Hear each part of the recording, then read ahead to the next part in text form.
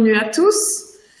Bienvenue aux membres de la Chambre de commerce franco-belge, aux membres de la CCI Wallonie-Picarde, et je salue mes co-organisateurs, Antoine Van de Put, Bernard Cornelius de la CCI Wallonie-Picarde. Merci aussi à nos sponsors, BNP Paribas Fortis et KPMG Eurométropole. Et donc, bienvenue à ce deuxième webinaire d'une série de 3, une série de webinaires spécial Covid 2019, pardon, ça n'a pas commencé en 2019, désolé, spécial Covid 2000, et j'insiste, Covid-19. Désolé, il est très tôt. Alors, le sujet que nous allons traiter aujourd'hui, c'est les leviers fiscaux pour préserver votre trésorerie, très important à cette époque. Et pour cela, deux orateurs, donc je vais laisser se présenter maintenant. Donc, il y a Sophie Éloi pour le côté français, donc KPMG France, et Frédéric Parotte pour KPMG Belgique. Donc, Sophie, je vais tout d'abord te laisser te présenter.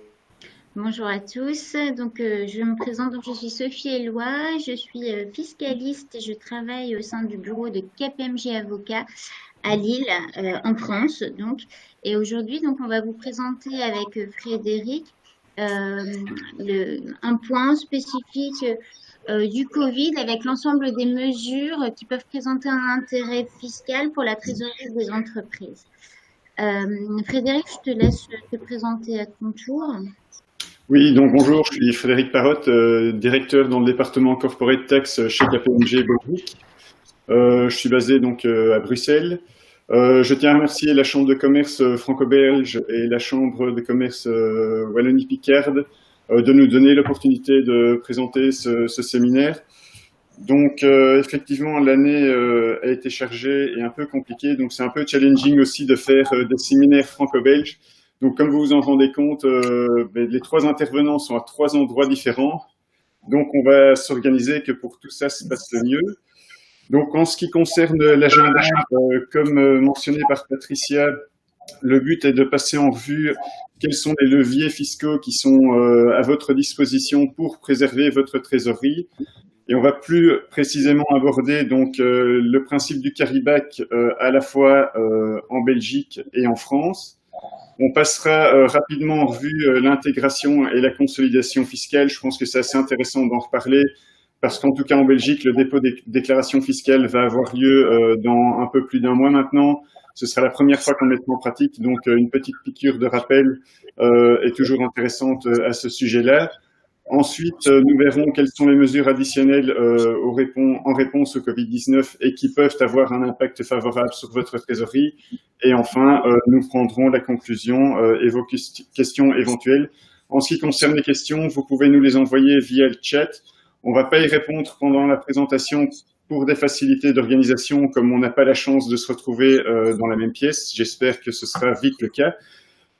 Et donc, on prendra les questions à la fin de la présentation. Si on n'a pas le temps de répondre à vos questions ou à toutes les questions, on reviendra vers vous, soit Sophie, soit moi, en fonction du fait que les questions seraient plus orientées belge ou fiscalité française. Donc, je passe tout de suite la parole à Sophie pour nous parler, pour commencer sur le premier point de cet agenda, donc le carry-back. Oui, merci Frédéric. Alors effectivement, on répondra à vos questions à la fin, ce sera plus simple et ça nous permettra aussi de compiler l'ensemble des questions pour être un peu plus efficace.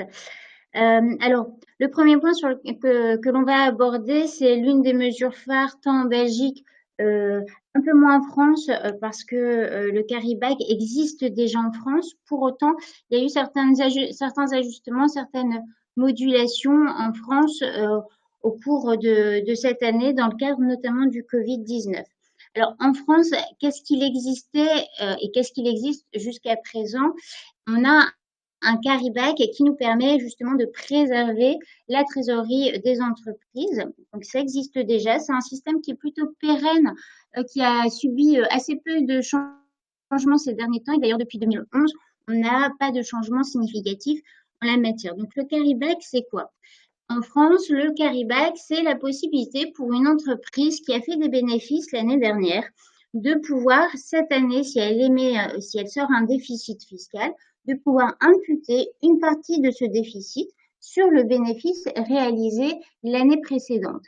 L'objectif est lequel? C'est celui de finalement obtenir une créance d'impôt sur le trésor et soit de pouvoir l'imputer dans les exercices à venir, au cours des exercices à venir, soit de pouvoir se la faire rembourser à l'issue d'un délai de 5 ans si elle n'a pas pu imputer cette créance du trésor dans ses résultats.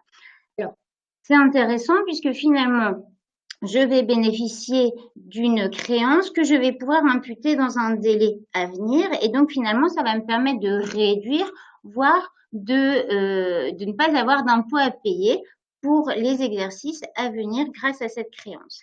Alors, effectivement, cette créance, bien sûr, elle est soumise, cette application du carry-back est soumise à certaines conditions. On ne va pas toutes les reprendre, mais pour autant, les principaux points à retenir sont déjà que c'est une option pour une société, la société étant soumise à l'IS nécessairement. C'est une option qui est libre, c'est-à-dire que je peux opter pour le carry-back à l'issue d'un exercice. Pour autant, si 2-3 exercices ultérieurs, je ne souhaite pas utiliser l'option de carry-back, mais uniquement le report en avant des déficits, c'est possible également. Voilà. Et puis, si je décide d'opter pour cette option de carry-back des déficits, donc le report en arrière des déficits, je ne vais pouvoir appliquer cette mesure que sur le dernier exercice clos. Donc, je clôture en N, je pourrais l'imputer sur N-1 et dans la limite de 1 million. C'est-à-dire que si mes déficits déclarés en N sont de 5 millions, je n'aurai que 1 million qui sera potentiellement imputable dans le cadre du carry-back sur mon exercice N-1. Et donc ça, c'est le régime qui existe en France depuis un certain nombre d'années et qui fonctionne et qui est utilisé par les entreprises de manière assez régulière. Pour autant, dans le cadre de la crise du Covid, la crise sanitaire, le gouvernement français a souhaité ajuster, moduler et finalement faciliter l'accès au carry-back, mais surtout la liquidité et le remboursement de cette créance. Alors, il y a plusieurs choses qui ont été mises en place. La première, c'est que toutes les créances sont liquides immédiatement. Je ne dois plus attendre soit l'imputation de cette créance sur mes bénéfices, soit le délai de 5 ans. Je vais pouvoir, si j'ai des créances qui sont nées antérieurement, des exercices entre 2015 et 2019, je vais être en capacité de pouvoir demander immédiatement la liquidation de ces créances. Alors, ce qui signifie qu'effectivement, pour les entreprises, c'est quand même intéressant puisqu'on est dans une période compliquée et donc finalement, le remboursement immédiat, la liquidation immédiate de cette créance va me permettre d'avoir une sorte de bouffée d'oxygène financière et en matière de trésorerie. Donc ça, c'est pour ce qui se passe pour les créances antérieures, qui sont nées antérieurement à la crise du Covid, donc jusqu'en 2019. Et pour les créances qui sont générées au cours de cette année, je ne suis plus obligée d'attendre la fin de l'exercice, le dépôt de ma déclaration fiscale pour pouvoir demander l'option pour le carry-back. Je vais pouvoir, sur une estimation des déficits que j'aurai générés au cours de cet exercice, je vais pouvoir, dès le lendemain de la clôture, demander la liquidation de cette créance. Alors, effectivement, on a toujours les mêmes limites, c'est-à-dire que je ne vais pas pouvoir demander une liquidation d'une créance supérieure à 1 million. On garde la règle telle qu'elle est. On garde aussi la règle, la créance de carry-back n'existe que si je suis une société soumise à l'impôt sur les sociétés en France. Et le point d'attention sur lequel il faut insister, c'est que soyez prudent si vous demandez la liquidation de votre créance de carry-back, parce que vous allez devoir l'estimer. Vous n'êtes pas obligé d'attendre jusqu'au dépôt de la déclaration fiscale. C'est plutôt un avantage, ça vous permet de gagner du temps. Pour autant, si je surestime ma créance, je peux avoir des sanctions qui seront applicables par l'administration fiscale lorsqu'elle vérifiera la matérialité de cette créance. Donc, au-delà de 20%, je peux avoir des sanctions. Donc, si je dois aujourd'hui faire mon estimation de carryback et que j'ai un doute sur un élément, il vaut mieux que je minore la demande de liquidation de ma créance de carryback plutôt que d'essayer d'être au plus juste, sachant que je risque d'être certainement supérieur, voire supérieur à 20%. Je reste prudent et je fais mon estimation avec cette prudence qui va guider mon calcul et la détermination du montant. Alors, c'est intéressant parce que l'avantage, c'est que je ne dois plus attendre la déclaration. Donc, pour les exercices, par exemple, qui clôturent au 30 septembre, je vais pouvoir, dès le 1er octobre, demander la liquidation de ma créance de carryback. Je ne suis pas obligée d'attendre le dépôt de ma déclaration qui interviendrait plus tôt en décembre. Donc, je gagne du temps, je gagne du coup de la trésorerie et ça, c'est intéressant. Alors, le gouvernement, donc, on voit en France, est allé à moduler pour faciliter en fait l'accès au carryback. Pour autant, il n'est pas allé jusqu'au bout de ce qui avait été proposé initialement, puisqu'initialement, il était prévu que cette créance de carryback ne soit plus limitée à 1 million, mais à 2 millions. L'objectif, c'était de doubler pour justement donner un élan supplémentaire en termes de trésorerie, un nouveau souffle pour les entreprises, en ouvrant davantage le carryback et ses modalités d'application. Mais malheureusement, cette mesure n'est pas passée. Donc, aujourd'hui, on reste limité à 1 million. Pour autant, le grand assouplissement de cette mesure, c'est bien qu'on peut demander la liquidation immédiate dès le lendemain de la clôture et des créances antérieures et de la créance de l'exercice en cours dès le lendemain de la clôture. Alors effectivement, je ne rentrerai pas dans le détail, mais certaines sociétés ne sont pas en capacité non plus de demander le carryback. Il y a certaines, par exemple, si j'ai fait des réductions de capital ou des rachats d'actions, je ne peux pas nécessairement demander le carryback. Voilà. Mais, donc il y a un certain nombre de mesures pour rentrer dans le cadre, mais une fois que j'y suis, voilà, le gouvernement français a décidé d'assouplir cette mesure, et ce qui est un vrai souffle pour les entreprises. Et nos homologues belges, et je vais laisser la parole à Frédéric pour vous l'expliquer, nos homologues belges ont mis en place un système à peu près équivalent pour les entreprises en Belgique. Voilà, merci Sophie. Donc effectivement, en Belgique, ce principe du carryback n'était pas connu jusqu'il y a quelques semaines d'ici. Donc ça veut dire que une société qui réalisait des pertes fiscales pouvait les reporter, et c'est toujours le cas, sans limite de temps dans le futur, avec comme seule limite à cette utilisation la base imposable minimum qui avait été introduite dans le cadre de la réforme fiscale qui a eu lieu fin 2017. Mais donc, qu'est-ce que ça voulait dire? C'était que finalement, les sociétés ne peuvent bénéficier de leurs pertes fiscales qu'une fois qu'il y a un retour à une meilleure situation et qu'elles recommencent à réaliser des profits. Donc, dans le cadre de la crise de la Covid, le gouvernement belge a été assez vite finalement pour adopter la mesure, ce qui, compte tenu du temps qu'il nous prend pour former un gouvernement, pourra paraître assez surprenant à certains. Mais donc, on a introduit un carryback qui est une mesure vraiment exceptionnelle. Donc, ça veut dire que cette mesure n'est pas appelée à pérenniser dans le temps. C'est vraiment juste maintenant, afin d'éviter une série de faillites et aider les entreprises à rétablir leur liquidité et leur solvabilité grâce à une économie d'impôts qui sera effectivement immédiate ou une récupération accélérée des paiements, des versements anticipés d'impôts qui ont été effectués. Donc à ce stade, les sociétés qui vont appliquer la mesure, c'est pas toujours clair quand le dit remboursement va avoir lieu, parce que pour certaines entreprises, en fait, ça va être, on va le voir, des déclarations fiscales qui ont déjà été déposées sur lesquelles on peut appliquer le carryback. Pour certaines, elles ont même déjà reçu l'avertissement ex-rétrol. Mais on peut néanmoins s'attendre à ce compte tenu de la volonté de la mesure qui est d'améliorer la trésorerie des entreprises, on peut s'attendre à ce que les dossiers soient quand même traités de manière relativement rapide par l'administration fiscale. Donc, le carry-back belge, comment est-ce qu'il fonctionne en pratique? Donc, toutes les sociétés qui sont soumises à l'impôt des sociétés, à l'impôt des non-résidents, donc l'établissement stable belge d'une société française peut appliquer la mesure, mais aussi les entreprises qui sont imposées à l'impôt des personnes physiques en Belgique peuvent bénéficier de ce carry-back belge. Donc, quels sont les exercices ou quelles périodes sont appliquées peuvent mettre en place la mesure?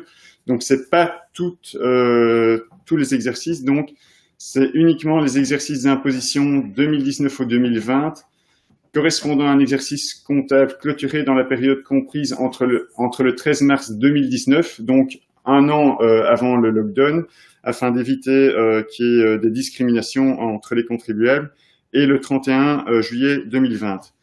Donc, qu'est-ce que ça veut dire en pratique? Ça veut dire que pour certaines sociétés, il y aurait une possibilité théorique d'appliquer la mesure 2 fois, mais donc ça, c'est bien prévu par la législation que le carry-back ne peut être appliqué que pour un seul exercice. Donc, pour prendre un exemple, si vous avez une société qui clôture le 30 septembre 2019, finalement, la mesure pourra s'appliquer soit pour la clôture 30 septembre 2019, soit pour la clôture 30 septembre 2020. Donc, 30 septembre 2020, ça veut dire que vous allez reporter en arrière des pertes fiscales qui auraient été réalisées sur la clôture 30 septembre 2021.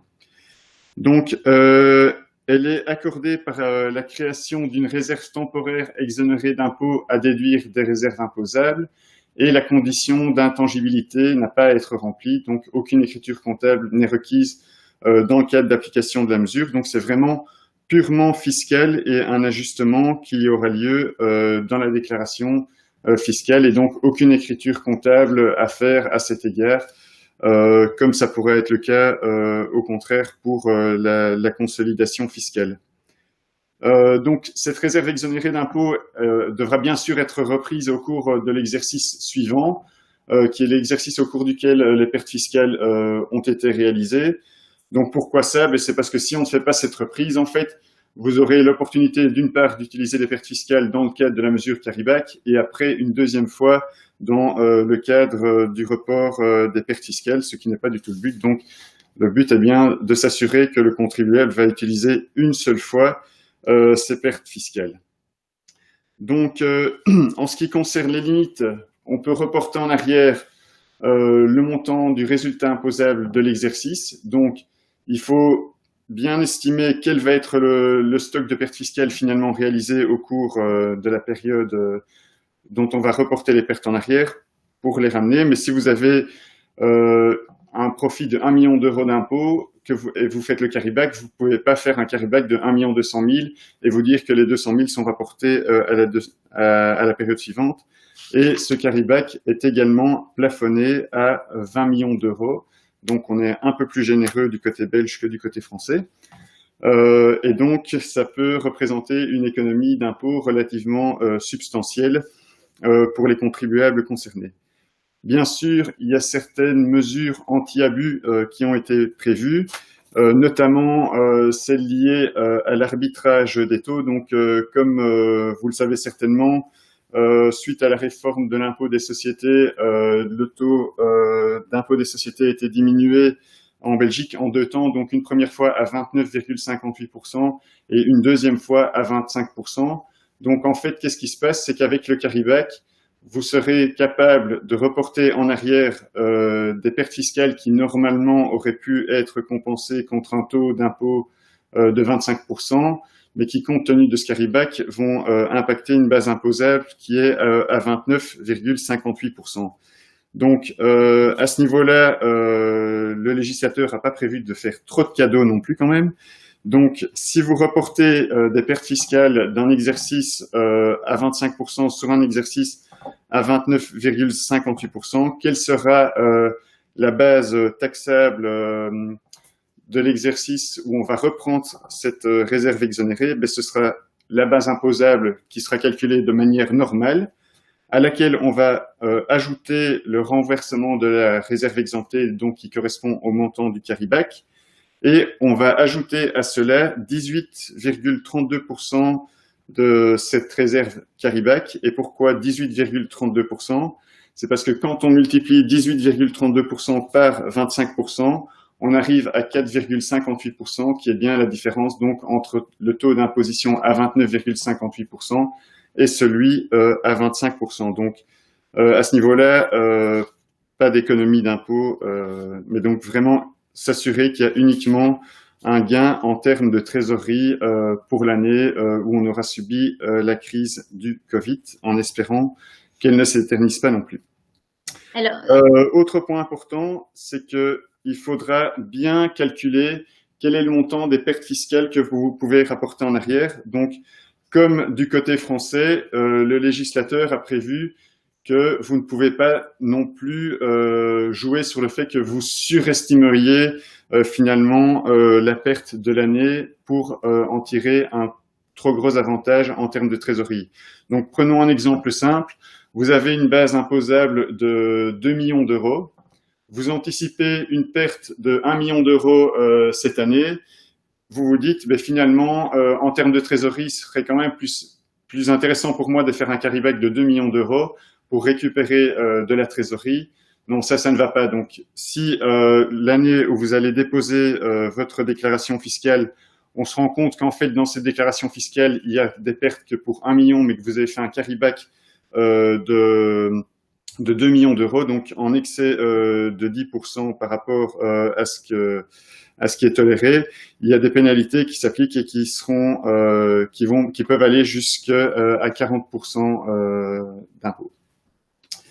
Donc, en ce qui concerne les critères d'exclusion, comme en France, on a aussi certains critères d'exclusion. Donc, les sociétés qui ont effectué des rachats d'actions, des distributions de dividendes et ou des réductions de capital entre le 12 mars 2020 et la date de dépôt de la déclaration sont exclus de la mesure. Pourquoi? C'est parce que le but est vraiment d'aider les entreprises en difficulté, et donc on part du principe que si vous rachetez vos propres actions ou si vous faites une distribution de dividendes, a priori, il n'y a pas de raison de faire appel à la mesure. Maintenant, ça ne veut pas dire que si vous avez la possibilité de le faire, mais que vous y renoncez, là, vous restez éligible, bien entendu. Les sociétés qui ne sont pas soumises au régime fiscal belge commun, donc on en a parlé, impôt des sociétés, impôt des non-résidents. Là, il s'agit par exemple des sociétés d'investissement ou les sociétés qui sont soumises à la taxe tonnage. Celles-là sont également exclues de la mesure. Également exclues les sociétés qui détiennent une participation dans une société qui est située dans un paradis fiscal ou qui a effectué des paiements à des sociétés situées dans les 10 paradis fiscaux, sauf si les 10 paiements sont justifiés économiquement, bien entendu. Les entreprises qui sont considérées comme étant en difficulté au 18 mars 2020 sont également exclues de la mesure. Donc le but, ce n'est pas de sauver des entreprises qui étaient déjà en difficulté. Le but, c'est vraiment de dire, on avait des sociétés qui étaient en bonne santé financière, elles ont été impactées de manière négative par cette crise du Covid. Celles-là, on veut les aider, mais si on avait une société qui était déjà au bord de la faillite avant que la crise du Covid commence, c'est pas le but de lui donner une bouée d'oxygène avec la mesure. Et bien sûr, après, il existe d'autres critères d'exclusion, mais qui sont très fort liés effectivement à la santé financière de l'entreprise. Donc, les sociétés qui sont déjà en faillite, en réorganisation judiciaire, qui sont en liquidation, sont également exclues de la mesure. Maintenant, on peut passer à la section suivante, qui est donc l'intégration fiscale du côté français et la consolidation fiscale du côté belge, et qui donc est une mutualisation des bénéfices de différentes sociétés du groupe et qui va permettre d'utiliser les déficits fiscaux qui sont réalisés dans une société, dans d'autres sociétés du groupe. Mais là, je présume que jusqu'à présent, je ne vous ai rien appris. Et donc, je repasse la parole à Sophie, qui va vous parler de l'intégration fiscale en France. Alors, effectivement, là, on a vu le carry back avec les mesures classiques en France et donc pérennes et la mesure exceptionnelle pour le Covid qui n'a pas vocation à être maintenue en l'état dans les années à venir, hein, qui est vraiment spécifique à la crise du Covid. Côté belge, d'ailleurs, Frédéric, c'est aussi quelque chose, le carry back, qui n'a pas vocation à perdurer dans le temps, en tout cas pas en l'état, j'imagine.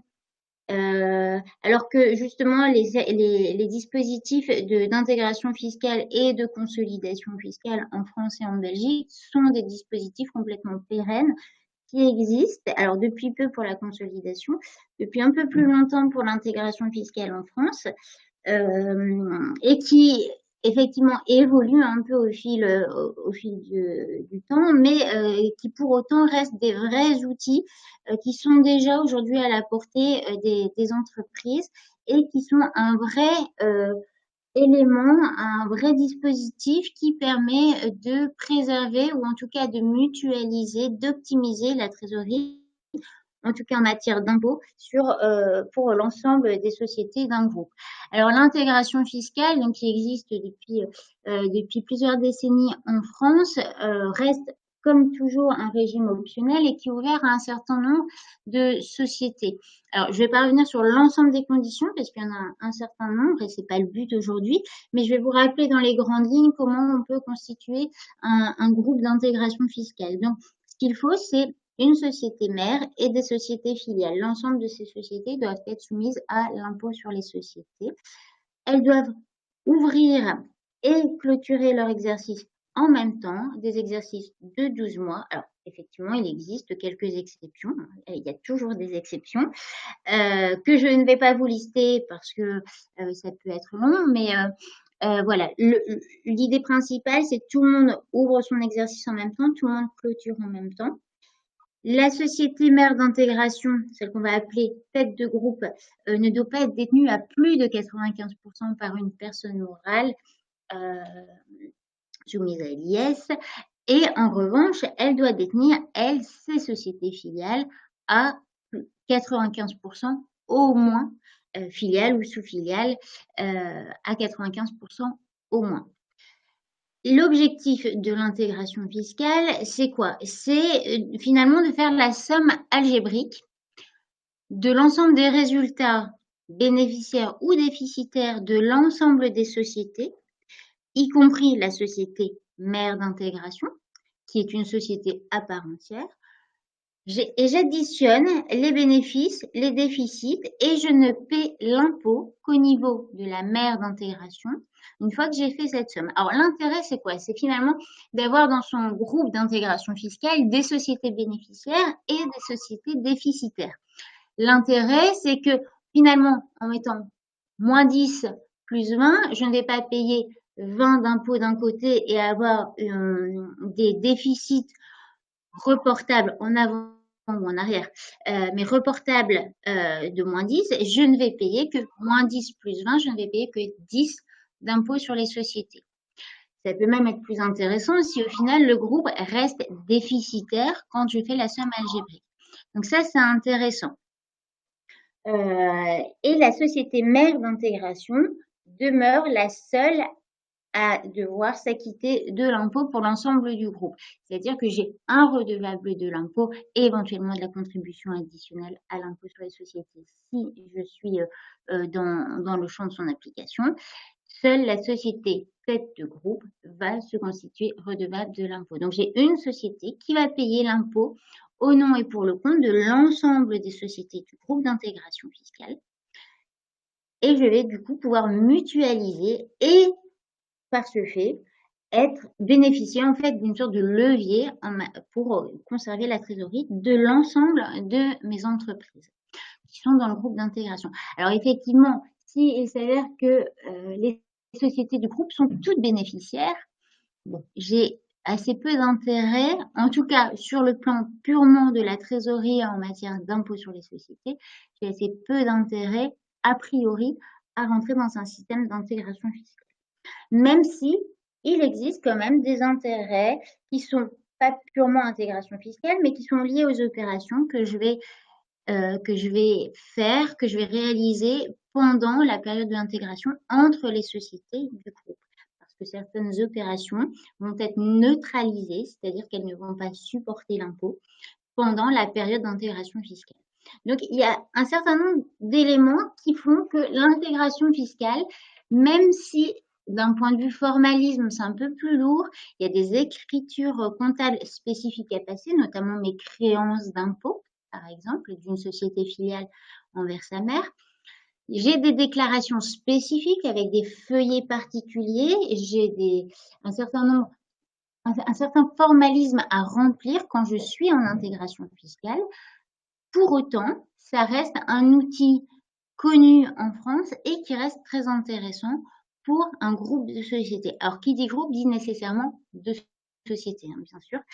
Et sachez aussi que l'intégration fiscale, donc verticale ou horizontale, sans rentrer dans le détail, est ouverte également aux succursales étrangères, de sociétés étrangères ou aux filiales de sociétés étrangères. Si j'ai une société mère belge et une filiale française, il est possible, selon certaines conditions, que cette filiale française puisse bénéficier du régime de l'intégration fiscale en France. Et enfin, pour faire le lien par rapport à ce qu'on expliquait tout à l'heure en France sur le carry-back est également possible dans le cadre de l'intégration fiscale.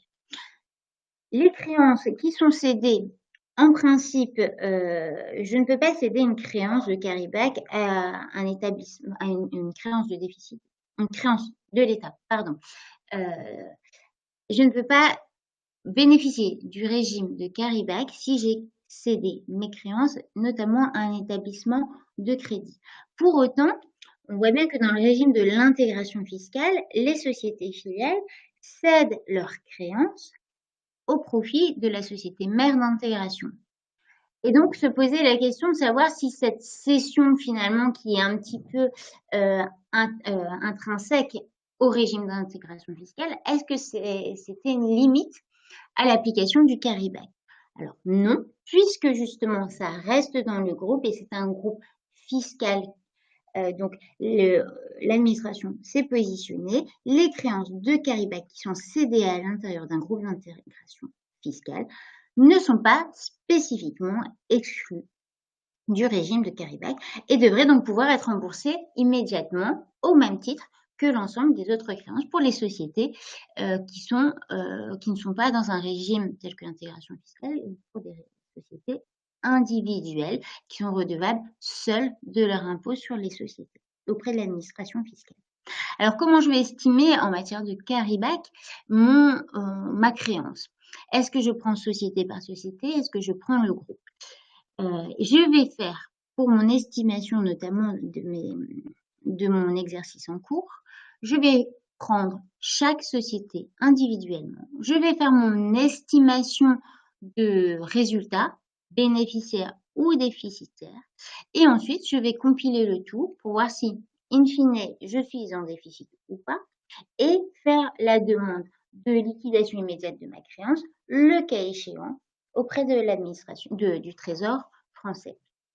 Voilà. Alors ça, c'est pour le côté français. Donc, il y a un certain nombre d'éléments complémentaires, notamment en termes de détention, etc. Mais on ne va pas rentrer dedans aujourd'hui, parce que ce qui est important, c'est vraiment de retenir que ce dispositif qui est existant depuis plusieurs décennies en France ne s'oppose pas au carry-back. C'est pas je suis en intégration fiscale ou je suis société individuelle et je peux éventuellement bénéficier du carry-back. Les deux peuvent s'articuler et ne sont pas forcément opposables. Alors, ça, c'est le côté français. Mais il y a assez peu de changements en la matière. Il est vrai que j'ai des avantages à opter pour l'intégration fiscale. Je reviendrai sur le slide pour Frédéric dans quelques instants. Comme ça, on va pouvoir faire tout de suite l'intégration fiscale en entier. Donc, si je veux résumer l'intérêt aujourd'hui d'être en intégration fiscale au regard de la trésorerie de mon groupe de sociétés, je vais pouvoir effectivement compiler et mutualiser les déficits et les bénéfices pour éviter de sortir trop d'impôts sur les sociétés. Je vais aussi neutraliser les distributions internes au groupe. Si j'ai des crédits d'impôt qui sont imputables, c'est quand même plus facile de les imputer quand j'ai un groupe de sociétés ou de me les faire rembourser. Et puis aussi, alors c'est quelque chose qui est un peu différent, mais quand je change l'activité d'une filiale, les déficits que j'avais générés antérieurement, s'ils font partie de l'intégration fiscale, ils appartiennent à la société mère, donc ils ne sont pas perdus. Donc, tout ça permet justement d'aller dans le sens d'une trésorerie finalement allégée, enfin en tout cas maintenue et préservée pour le groupe de sociétés. Alors effectivement, l'intégration fiscale présente aussi quelques inconvénients. Notamment, j'ai un suivi particulier à faire pour toutes mes opérations intra-groupe. Je fais un suivi spécifique des déficits que j'ai générés à titre individuel en tant que société avant d'entrer dans l'intégration et générés au cours de l'intégration fiscale. Et puis après, j'ai certains effets de seuil où le groupe finalement fera que je vais devoir compiler l'ensemble des données chiffrées et comptables de l'ensemble des sociétés qui appartiennent à l'intégration fiscale versus les données chiffrées comptables d'une société individuelle. Donc effectivement, je risque de passer des seuils plus facilement en étant en groupe.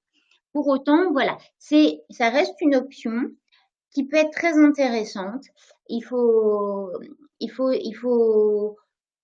estimer avant, savoir quelle sera l'activité et puis sachez que ça reste optionnel. Alors si je fais une option, je dois la faire au début d'un exercice.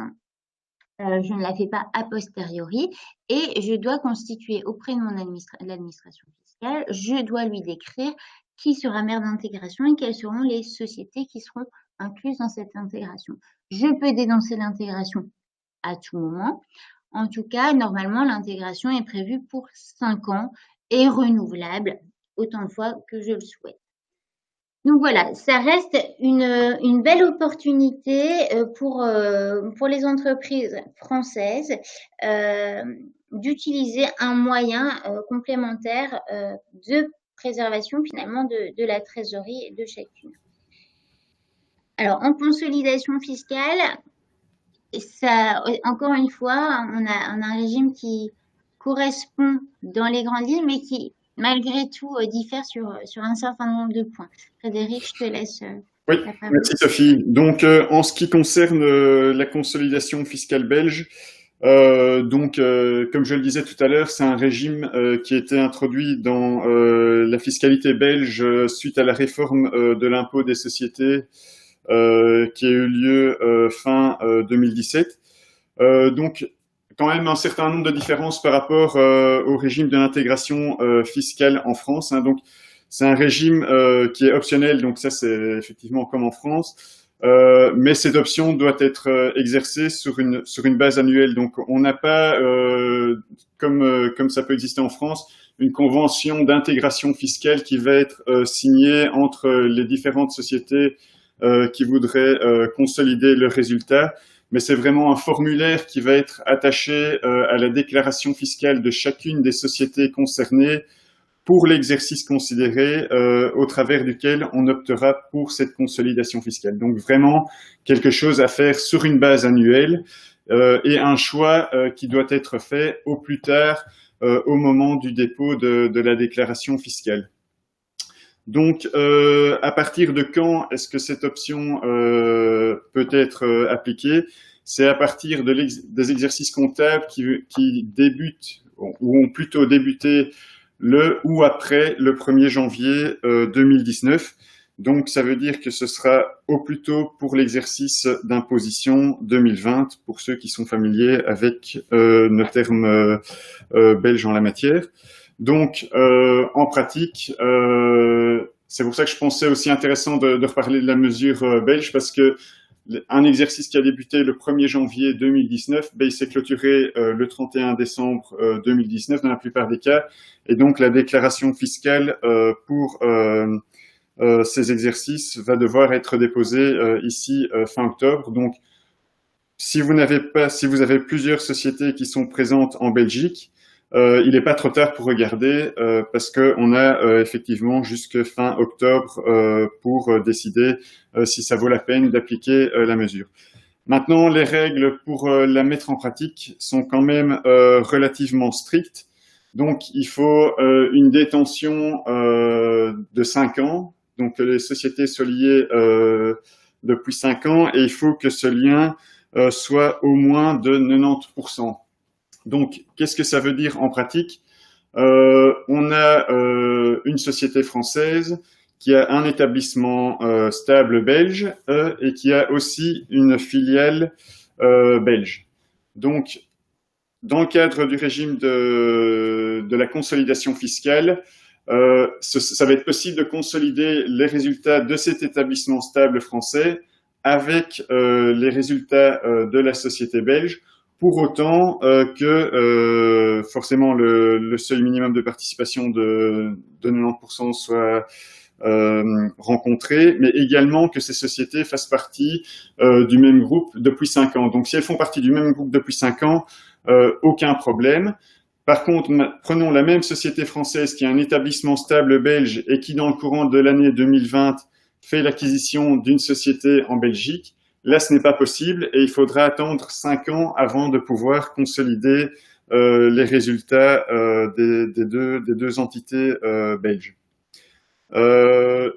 Aussi, un point important, c'est que si vous avez une personne physique qui détient 2 sociétés, là, c'est pas possible de mettre en place la mesure. Donc, c'est vraiment nécessaire que le lien entre les sociétés soit intersociété, je veux dire. Donc, un résident français qui détient des participations dans 2 sociétés belges, là, il n'y a pas moyen de mettre en place la mesure.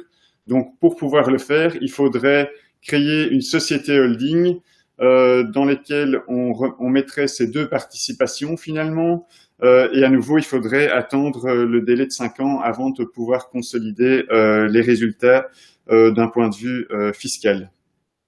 En ce qui concerne les restructurations, là, il faudra voir au cas par cas. Donc, à quoi je pense, c'est vous avez 3 sociétés sœurs et 2 qui fusionnent.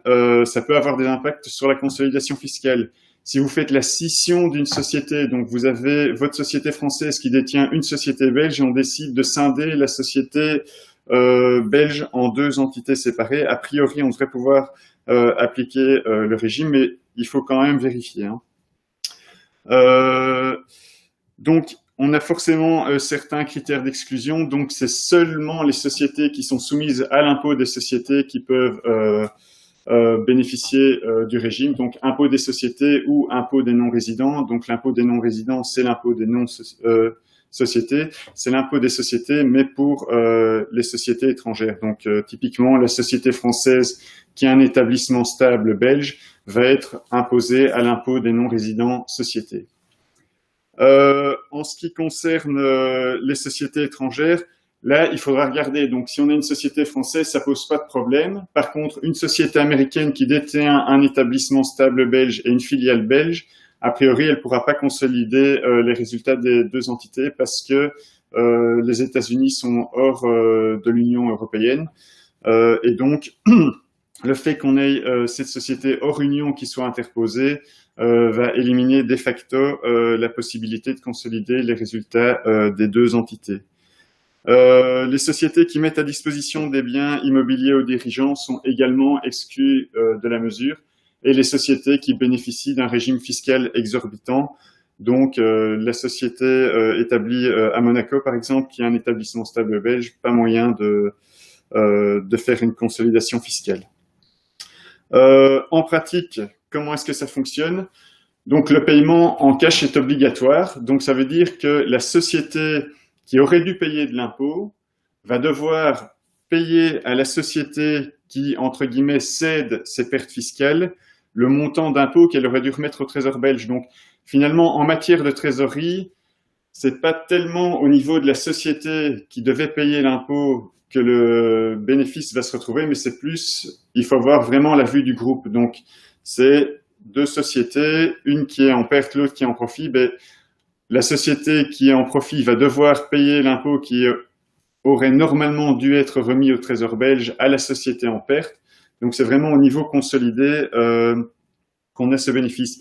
Et le paiement en cash de cette utilisation des pertes fiscales est obligatoire, avec pour conséquence que s'il n'a pas lieu, en fait, on peut être exclu du régime en cas de contrôle fiscal, et que donc l'administration va considérer qu'il y a un retard dans le paiement de l'impôt. Maintenant, je sais bien qu'on a un certain nombre de questions à ce niveau-là, parce qu'effectivement, une simple comptabilisation à titre de dette dans les comptes de la société n'est pas suffisant. Donc, on peut pas dire, voilà, pour utiliser les pertes fiscales, j'ai une économie d'impôt de 25 000 €, donc plutôt que de la payer à la société dont j'ai utilisé les pertes fiscales, je vais faire une inscription en compte, une dette finalement dans mes comptes que je dois à cette autre société de 25 000 €. Donc théoriquement, il faut que le paiement ait vraiment lieu. Maintenant, on peut avoir des sociétés qui fonctionnent avec des systèmes de cash pooling.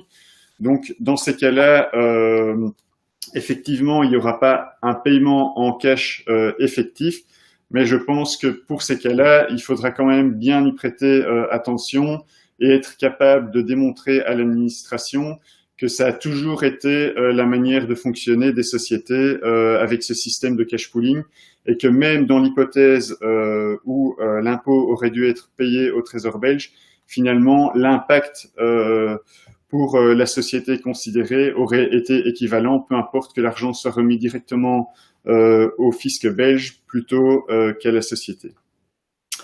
Donc là, contrairement à ce qu'on a vu dans le régime du carry-back, il y a des écritures comptables qui doivent être faites spécifiquement pour bénéficier du régime, et également forcément des ajustements spécifiques dans la déclaration à l'impôt des sociétés concernées, donc aussi bien au niveau de la société qui va céder ses pertes fiscales qu'au niveau de la société qui va finalement devoir faire un paiement à l'autre société compte tenu du fait qu'elle peut bénéficier de l'utilisation de ces pertes.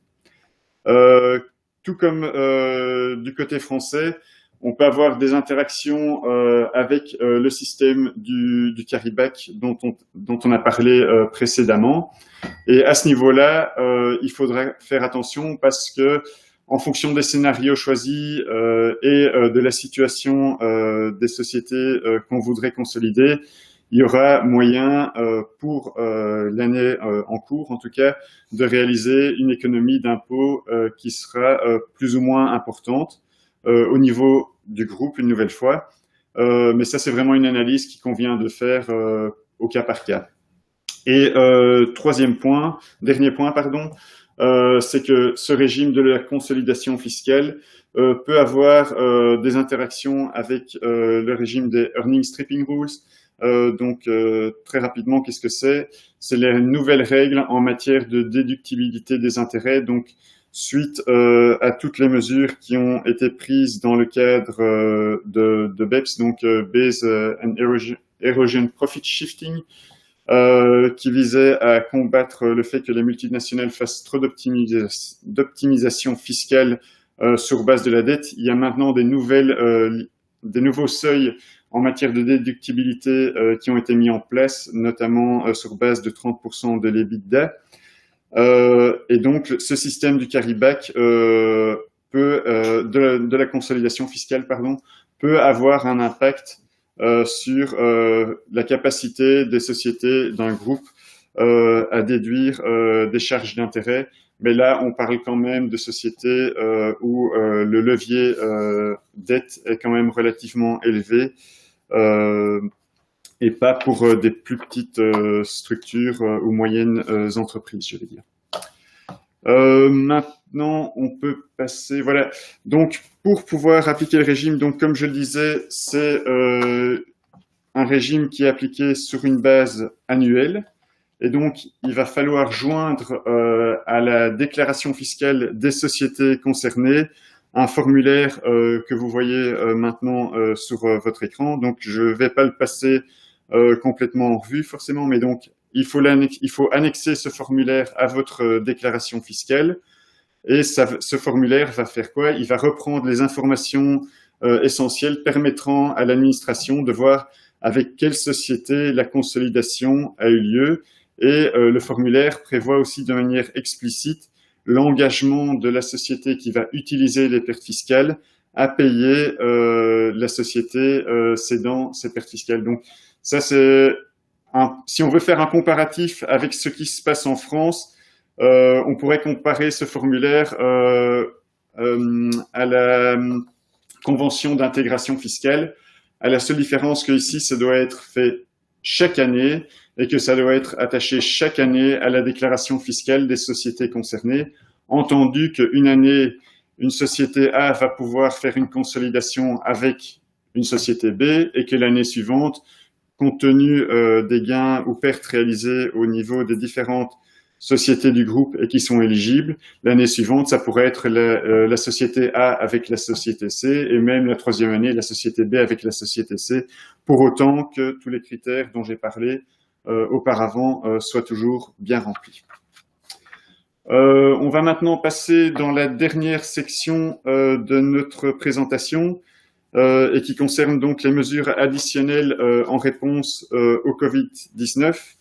Et une fois n'est pas coutume, on commence avec les mesures belges. Donc, en ce qui concerne la TVA, donc les déposants trimestriels comme les déposants mensuels ne seront pas tenus d'acquitter d'acompte sur la taxe due pour leurs opérations du 4e trimestre. Donc, pour ceux qui sont enregistrés à la TVA en Belgique, vous savez certainement qu'en fin d'année, logiquement, il y a un acompte qui doit être payé pour le 4e trimestre aux alentours du 20 décembre. Cette fois-ci, la TVA sera intégralement due pour le 20 janvier 2020. Donc, c'est une économie de trésorerie de quelques semaines, on parle de 4 semaines à peu près, mais bon, en fin d'année, ça peut toujours être un petit ballon d'oxygène pour les sociétés concernées. En ce qui concerne les dettes fiscales, là, on a aussi un soutien de la part des autorités. Donc, ce soutien va couvrir quoi? Ça va être la possibilité de demander un plan de paiement pour les dettes fiscales de la société, le fait de ne pas avoir à payer des intérêts de retard si on ne paye pas l'impôt en temps et en heure, et une exonération des amendes pour non-paiement. Donc, elle peut être demandée pour quel type d'impôt? Essentiellement l'impôt des sociétés et l'impôt des personnes morales. Également la TVA, on vient d'en parler. Pour le précompte professionnel, donc vraiment la possibilité là je vais dire que l'administration sera plus laxiste, si on peut appeler ça comme ça, vraiment pour aider les entreprises à s'en sortir et pas les enfoncer encore un peu plus en matière de trésorerie si elles font face à des difficultés financières, suite à la crise du Covid. Donc, quelles sont les conditions pour bénéficier de ce soutien concernant les dettes fiscales? Il faut être touché par la crise du Covid et pouvoir le démontrer. Donc, si vous avez des difficultés de trésorerie qui sont structurelles, là, c'est pas forcément... Peut-être que la crise du Covid les aura renforcés, mais c'était pas ça le premier problème. Et donc là, la société ne serait pas éligible pour ce soutien. L'aide également subordonnée au respect des délais de dépôt des déclarations fiscales. Donc, ça, si vous déposez votre déclaration fiscale en retard, ce soutien va tomber. Donc là, une nouvelle fois, très important de bien déposer sa déclaration fiscale en temps et en heure. Bon, déjà, c'est toujours une mauvaise idée de déposer ses déclarations fiscales en retard, mais encore plus important si on veut faire appel à cette mesure. L'aide sera également retirée en cas de procédure collective d'insolvabilité. Donc là, c'est comme on en parlait pour la mesure Carry-Back. Donc le but est vraiment d'aider les sociétés qui font face à des difficultés suite à la crise du Covid et pas d'aider les sociétés qui avaient déjà des problèmes avant que cette crise ne vienne. Pour en bénéficier, il faut faire une demande spécifiques auprès de l'administration au moment de la réception de l'avis d'imposition ou de paiement. Donc là, je vous conseille de ne pas traîner si vous voulez le faire. Et la demande doit être déposée séparément pour chaque dette fiscale. Donc, hors de question de faire une demande englobant toutes vos pertes fiscales. Non, c'est vraiment dette fiscale par dette fiscale. En ce qui concerne les versements anticipés, comme vous le savez, l'administration fiscale belge aime bien percevoir l'impôt l'année où il est dû. Donc, on a déjà vu qu'il y avait une petite exception cette année, à ce sujet avec le principe du carry-back. Maintenant, on a des sociétés qui sont profitables et qui donc le carry-back ne va tout simplement pas trouver à s'appliquer parce qu'elles sont toujours en base et donc pas de raison de reporter une perte sur les exercices précédents. Donc, pour ces sociétés-là, il y a une bonification accrue pour les versements anticipés. Donc, l'administration le législateur dans le cadre de la réforme de l'impôt des sociétés, donc de fin 2017, avait mis un incitant supplémentaire pour que les sociétés fassent des versements anticipés en temps et en heure. Maintenant, en fait, on va donner une récompense, en quelque sorte, pour les sociétés qui en feront au 3e trimestre, donc au plus tard le 12 octobre ou au 4e trimestre le 21 décembre 2020, par une majoration des taux qui s'appliqueront sur ces versements anticipés et qui donc éviteront d'avoir un accroissement d'impôts pour absence de versement anticipé. Donc là, j'attire votre attention sur le fait, pour le 4e trimestre, si la question en matière de trésorerie doit se poser, tiens, est-ce que je fais plutôt un versement anticipé ou est-ce que je paie ma TVA du 4e trimestre, mais bon, compte tenu du fait qu'il y a plus cette obligation de payer la TVA de matière anticipée ici au 4e trimestre 2020, c'est peut-être bien de mobiliser cet argent en quelque sorte pour faire un versement anticipé au 4e trimestre afin d'économiser un peu sur l'impôt. Bien sûr, un certain nombre de conditions, une nouvelle fois, à remplir pour bénéficier de cette bonification en cas de versement anticipé.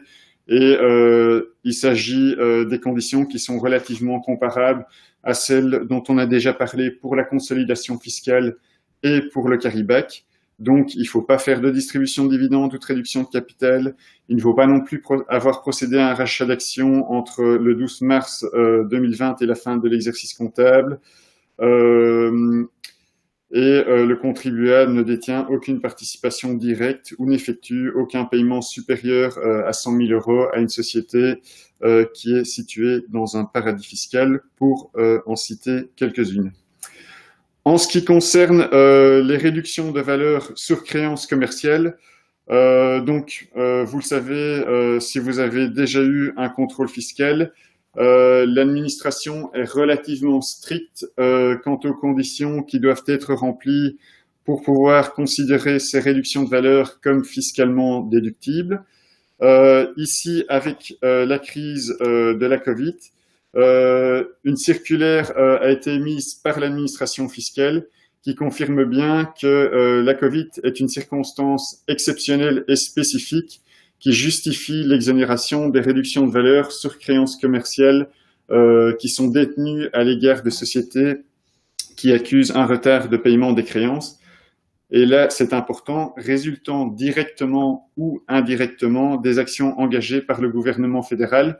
Donc, il faudra quand même prêter attention et y regarder à deux fois, si je puis dire, qu'est-ce qui est entendu par résultant directement ou indirectement des actions engagées par le gouvernement fédéral. Donc, si vous faites affaire avec des restaurants ou des discothèques, là, je pense qu'il n'y a pas trop de problème. Maintenant, si c'est avec la grande distribution, ça pourrait être plus compliqué. Je passe maintenant la parole à Sophie qui va aussi passer en revue quelques mesures annoncées ou actées pour la France. Merci Frédéric. Alors, en France, on a également, au-delà de ce qu'on a vu sur le carry back, l'intégration fiscale, on a d'autres mesures beaucoup plus générales en matière d'impôts qui ont été soit votées, soit annoncées, et on a également un projet important qui est en cours, qui n'est pas encore présenté devant le Conseil devant nos assemblées, mais qui a pour objectif justement toujours de préserver au maximum la trésorerie de nos entreprises. Alors, sur ce qui a été annoncé ou qui est déjà acté, donc on a quelque chose qui est pas très nouveau finalement, c'est le fameux 4e acompte d'impôt sur les sociétés. Pour les sociétés qui clôturent au 31 décembre, ce 4e acompte d'IS intervient au 15 décembre.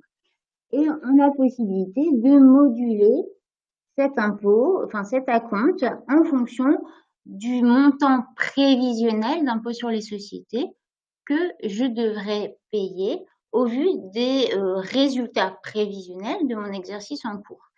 Alors, on peut moduler ce 4e acompte et encore une fois, on attire l'attention sur le fait qu'il faut être prudent dans cette modulation.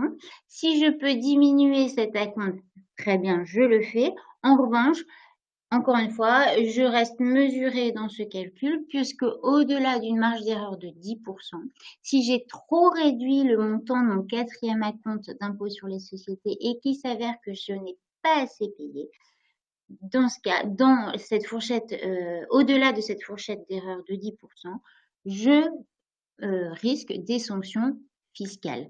Donc, l'intérêt n'est pas de sortir moins tout de suite pour finalement être sanctionné demain. Il faut essayer d'être le plus précis. Et si j'ai un doute, eh ben, je limite peut-être ma modulation. Mais toujours est-il que cette modulation de ce 4e acompte qui va arriver dans 2 mois, est quand même la bienvenue puisque ça va permettre non pas de sortir un montant de 100 si mon acompte était de 100, mais peut-être de réduire à 30 le cas échéant. Et donc finalement, même si c'est de l'argent que j'aurais récupéré plus tard en ayant payé plus, cette modulation me permet de sortir un montant cohérent et surtout de préserver encore une fois ma trésorerie pour cette fin d'année compte tenu des conditions économiques et financières un peu compliquées pour les entreprises. Donc, cette première mesure est la bienvenue, même si elle n'est pas révolutionnaire dans le paysage fiscal français. On a en revanche une grande nouveauté qui est une procédure d'étalement des impôts auprès de la DGFiP, donc la Direction générale des finances publiques, et donc qui a pour objectif en fait de soutenir les PME et les TPE principalement qui sont touchés par la crise sanitaire. Et donc, la DGFiP, elle a mis en place, donc par un décret qui est passé cet été, donc elle a mis en place une procédure qui va permettre d'octroyer des plans de règlement des impôts directs et indirects par les comptables avec des échéances qui sont finalement étalées. Et ça concerne quels impôts? Ça concerne les impôts dont l'échéance est intervenue ou le paiement aurait dû intervenir entre le 1er mars 2020 et le 31 mai 2020. Donc, pour pouvoir bénéficier de cette procédure d'étalement, la société va devoir quand même remplir un certain nombre de conditions. Elle va déjà, la première chose, un peu comme ce qui existe côté belge, l'objectif, c'est pas de soutenir des entreprises qui n'ont pas démarré leur activité ou qui finalement étaient déjà dans une grosse impasse financière et au bord de la faillite ou du redressement et de la liquidation judiciaire. Donc, il faut avoir nécessairement débuté son activité au plus tard au 31 décembre 2019. Donc, on voit bien là qu'on vise les entreprises préexistantes à la crise sanitaire et préexistantes de quelques mois à minima. Alors, je dois avoir débuté mon activité au plus tard le 31 décembre 2019. Pour autant, quelle que soit l'activité, quelle que soit la forme de la société, que j'en ai une ou pas d'ailleurs, quel que soit mon régime fiscal, quel que soit le régime social également de cette activité, micro-entrepreneur compris, dans ce cas, peu importe ce statut, j'ai le droit, si mon activité a débuté avant le 31 décembre 2019, enfin au plus tard le 31 décembre 2019 pour être précise, j'ai le droit de demander cette procédure d'étalement.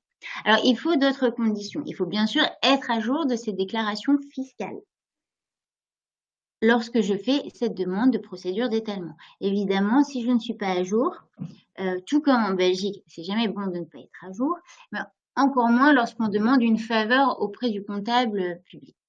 Donc, il faut que je sois nécessairement à jour de mes obligations fiscales déclaratives lorsque je fais la demande. Et comme je le disais, ça vise principalement les PME et les TPE. Donc, j'aurai des conditions également de salariés employés. Donc, je dois employer moins de 250 salariés. Je dois avoir un chiffre d'affaires inférieur à 50 millions d'euros ou un total bilan de 43 millions d'euros.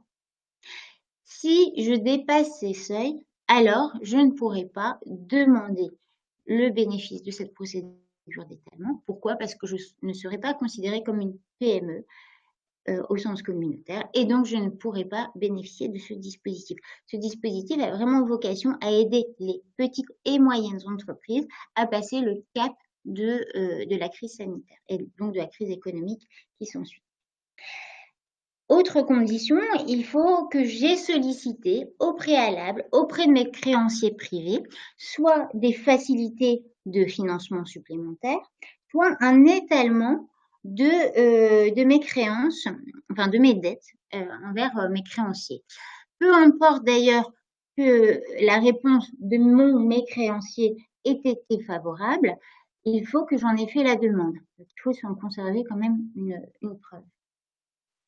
Et d'ailleurs, je dois avoir une attestation sur l'honneur qui est produite pour justifier que j'ai bien demandé un étalement ou des facilités de financement ou de paiement de mes dettes auprès de ces créanciers privés.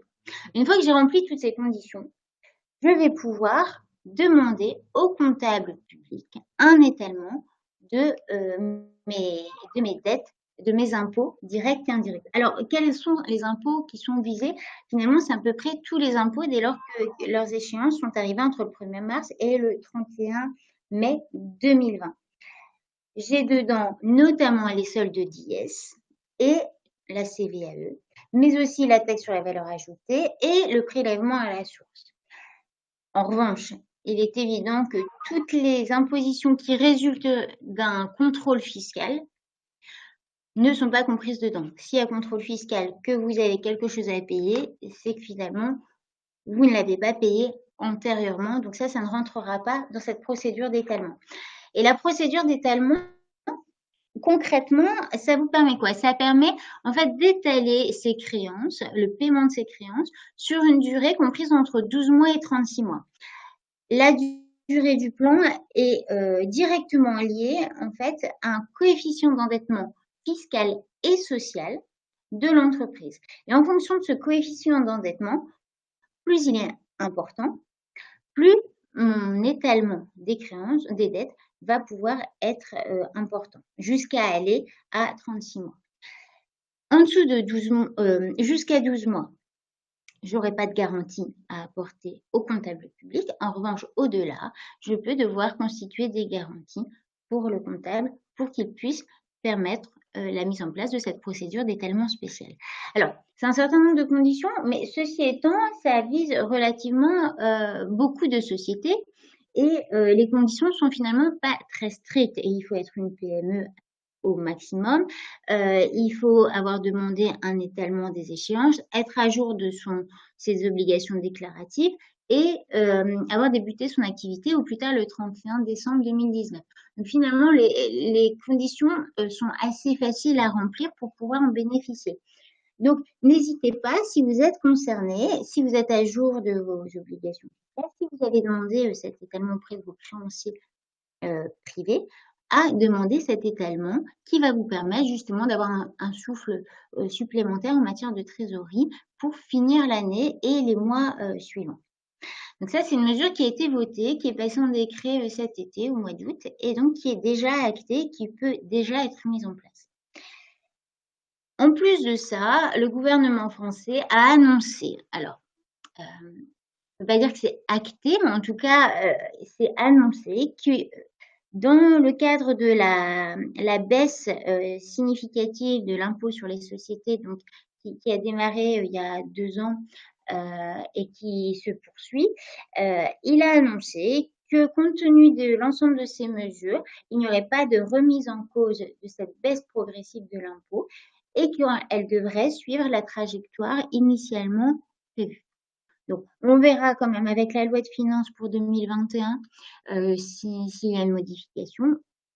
En tout cas, toujours est-il que je n'aurai pas d'impact a priori sur la baisse de l'impôt dans les années à venir. Alors, ça, ce sont des choses qui ont été actées ou en tout cas annoncées de manière assez certaine. On a dans le cadre du plan de relance de la France, un nouveau plan qui a été proposé début septembre, le 3 septembre, et qui va être présenté le 30 septembre. Donc, on est en pleine transition. Est-ce qu'il va être voté, si oui, en l'état ou pas? En tout cas, ce plan a pour objectif, toujours dans le cadre de l'incitation à la compétitivité, à la productivité, à l'attractivité du territoire français et surtout à garantir finalement la pérennité des sociétés, un nouveau plan a été proposé et c'est un plan qui vise l'ensemble des impôts de production. Alors, je voulais synthétiser rapidement dans un tableau parce qu'on ne sait pas si le contenu sera le même, si les conditions seront maintenues, si toutes les mesures seront actées ou non, ou si d'autres mesures vont être ajoutées ou proposées lors de l'échange au Conseil des ministres le 30. Donc, dans les grandes lignes, l'objectif quand même, c'est de pouvoir alléger les impôts de production pour diminuer les coûts de production des entreprises et du coup rendre les sociétés existantes un petit peu plus pérennes dans cette période un peu compliquée et aussi de rendre le territoire français attractif puisque le gouvernement français a pris la position de dire que finalement, pour relancer l'économie, l'objectif était de rendre le territoire attractif et donc qu'il y ait une création de sociétés, d'entreprises, d'activités complémentaires en France, plutôt que chez ses amis les voisins. Et donc, cette baisse des impôts de production, telle qu'elle est prévue, en tout cas aujourd'hui, elle a pour but de participer à l'attractivité du territoire français et de venir diminuer les impôts qu'on appelle de production, donc la CVAE, la taxe sur les propriétés bâties, la CFE et de manière plus générale, la CET, c'est-à-dire la contribution économique et territoriale. Alors, dans ce qui est prévu, donc il y a trois mesures. Alors, ce qui est important quand même de préciser, c'est que ces mesures, en principe, ont vocation à être pérennes. C'est-à-dire qu'elles ont été déclenchées peut-être plus rapidement par la crise du Covid. Pour autant, c'était des mesures qui étaient déjà en cours de discussion antérieurement et qui ont vocation à survivre au-delà de la crise sanitaire et de la crise économique. Normalement, ces mesures, lorsqu'elles seront actées, vont pouvoir être maintenues dans les années à venir. Et c'est tout l'objectif, en tout cas, c'est ce qu'on espère. Donc, en matière de CVAE, l'objectif, c'est de réduire le montant de la CVAE et comment en supprimant la part régionale de cette cotisation sur la valeur ajoutée des entreprises. Elle viserait qui? Tous les redevables de la CVAE. C'est-à-dire que dès lors que je suis assujettie à la CVAE, je devrais voir une réduction de 50% de ma CVAE à acquitter. En matière de taxes sur les propriétés bâties et de cotisation foncière des entreprises, qui visent les établissements industriels, il y aura en principe une refonte complète de la méthode actuelle de calcul. Aujourd'hui, la méthode actuelle se base sur la valeur brute comptable des bâtiments. Ça a été décrit de nombreuses fois en disant que finalement, c'était pas du tout adapté, c'était plus actualisé et ça ne correspondait finalement plus à grand chose. Ça pouvait être très cher pour certains établissements. Et donc, on a eu moult réformes ou demi-mesures sur ce changement. Là, la réforme sera en principe complète. Alors, on ne connaît pas exactement tous les tenants et les aboutissants, mais en principe, ce qui est en tout cas annoncé, c'est qu'il y aura une remise à plat complète des bases et de la méthode de calcul de cette taxe sur les propriétés bâties et sur la CFE. Et enfin, pour ne pas justement, que ces deux mesures perdent significativement de leur importance, il y aura un plafonnement de la valeur ajoutée qui serait proposé, qui va encore une fois être émise au bénéfice de l'ensemble des redevables de la cotisation sur la valeur ajoutée, et on va abaisser ce plafonnement de 3% à 2%. Pourquoi? Parce que si on ne le fait pas, finalement, on neutraliserait les intérêts et les avantages de ce projet de loi en matière de CVAE et de taxes sur les propriétés bâties et de CFE. Si j'abaisse mon plafonnement de 3% à 2%, ça va me permettre justement de ne pas neutraliser les éventuels gains que j'aurais fait d'un côté et que j'aurais perdu avec ce plafonnement à valeur ajoutée à 3%. En réduisant le tout, ça me permet finalement de garantir un avantage significatif pour les sociétés qui sont redevables et qui seraient visées par ce projet de loi de finances. Donc, pour conclure sur ce point, donc ces trois mesures devraient normalement bénéficier largement aux entreprises de taille intermédiaire et les principaux acteurs qui sont concernés par ces mesures qui sont proposées sont bien sûr l'industrie, estimée à 37%, et les activités commerciales à 15%. Donc, on a quand même une grosse part des entreprises aujourd'hui sur le territoire français qui seraient directement visées par cette mesure si elle est votée en l'état et qui aurait vocation à être pérennisée dans le temps. Donc, voilà. Alors, on en saura plus le 30 et je vous invite à suivre les actualités de KPMG Avocats, notamment sur cette partie franco-française, sur les évolutions, sur la manière dont ce sera voté et les implications fiscales que ça engendrera. Mais voilà, c'est un point important, notamment dans le cadre de la crise sanitaire et de la manière de préserver sa trésorerie et aussi son activité à plus long terme d'un point de vue économique. Très bien.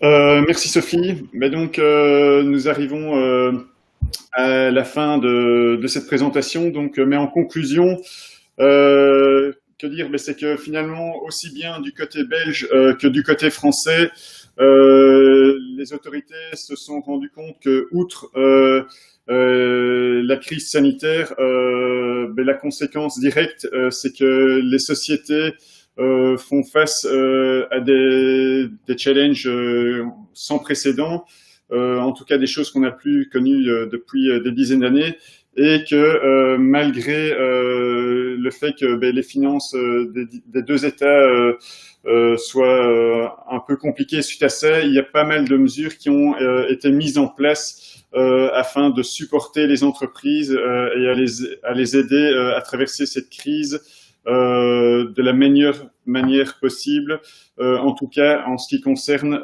leur trésorerie. Donc maintenant, je ne sais pas si il y a des questions.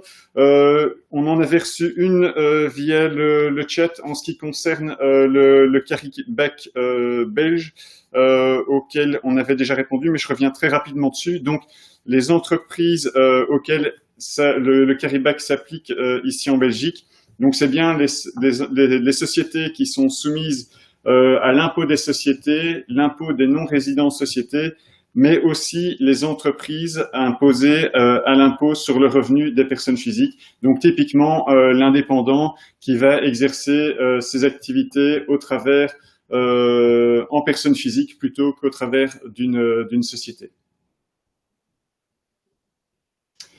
Je ne sais pas si vous avez d'autres questions pour l'instant, sinon je repasse peut-être la parole à Patricia pour conclure. Et s'il y a d'autres questions qui arrivent, je pense de toute façon que les coordonnées aussi bien de Sophie que de moi-même vont figurer sur l'écran un peu après. Donc n'hésitez pas à prendre contact directement avec nous, que ce soit par email ou autrement. Mais là, je vois que mon adresse email n'est pas correcte par contre. fparot@kpmg.com, ce sera très bien. On va de toute façon envoyer à tout le monde. Je te cède peut-être la parole. Merci beaucoup en tout cas. Justement, je vais prendre la parole moi personnellement. On va vous renvoyer à tous alors le slide avec alors la bonne adresse mail, comme ça sera peut-être plus facile et comme ça vous pourrez prendre contact éventuellement si vous le désirez. Voilà. Est-ce qu'il y a encore éventuellement une dernière question? Je ne sais pas. Sinon, on va juste clôturer alors ici. Un grand merci alors à Sophie et à Frédéric d'avoir présenté un peu les leviers fiscaux pour préserver votre trésorerie.